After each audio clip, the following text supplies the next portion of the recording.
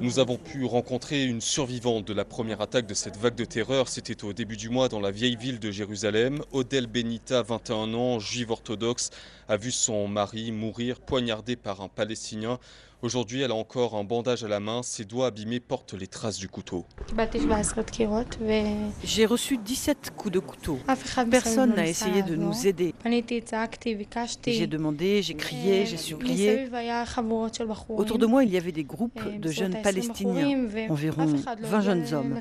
Personne ne m'a porté secours. Maintenant, nous sommes brisés et je ne sais pas comment aller de l'avant. Les Palestiniens ne sont pas tournés vers la paix.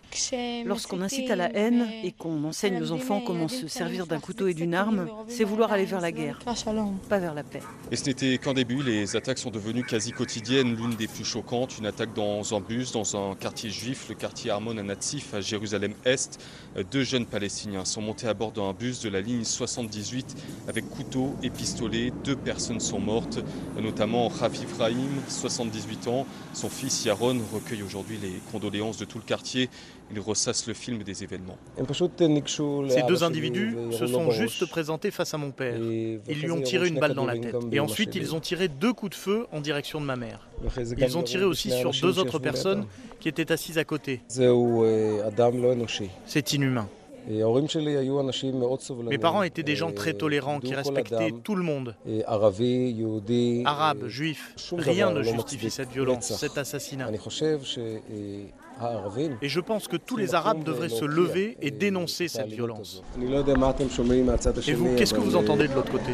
Côté palestinien, il faut d'abord passer les blocs de béton qui barrent désormais l'entrée du quartier Djabel Moukaber, à proximité immédiate du quartier juif. Djabel Moukaber, c'est un dédale de ruelles cabossées, on voit des maisons détruites. Une punition collective infligée par Israël aux familles de ceux qu'elle qualifie de terroristes. Mais ici, ce sont des martyrs. C'est ainsi que Mouaya désigne son cousin Alaa Abou Jamal qui a mené une attaque à la voiture bélier la semaine dernière, tuant un Israélien.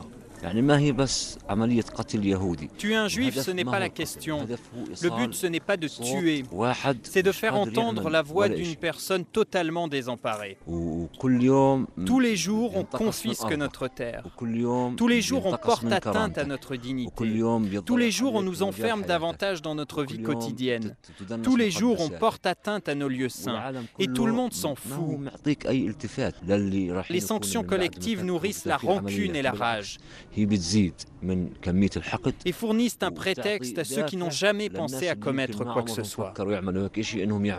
Mustapha Khatib, lui, n'aurait rien commis du tout. En tout cas, c'est la conviction de son père. Mustapha, 17 ans à peine, tué par la police israélienne, accusé d'avoir tenté de poignarder un garde-frontière près de la vieille ville de Jérusalem. Adel Khatib, son père, donc, qui travaille pour la mission de l'ONU en Palestine, veut des preuves qui, pour l'instant, n'existeraient pas. Selon lui, il soupçonne une bavure. Le 12 octobre au matin, il a écrit un message à son fils. Et voilà le message, parce que j'étais qu'il est content. C'est à 8h48, je lui dis où es-tu, ton école est chercher toi. Vous n'avez pas eu de réponse. Il n'y a pas de réponse. Alhamdulillah.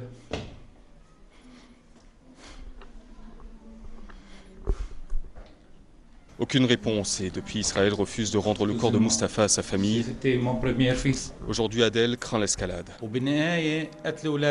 Tuer nos enfants aura des conséquences parce que les jeunes, quand ils voient un garçon abattu de sang-froid comme mon fils, eh bien il se produit ce qui est arrivé avec Yalan, l'un des auteurs de l'attaque du bus. Il est venu ici et m'a dit, après avoir embrassé mon front, « Nous sommes tous Mustapha ». Le lendemain, il commettait une attaque. Au sentiment d'injustice des Palestiniens répond le sentiment d'insécurité des Israéliens, la violence qui engendre la violence. C'est ce cycle infernal qui fait craindre à tous une nouvelle intifada.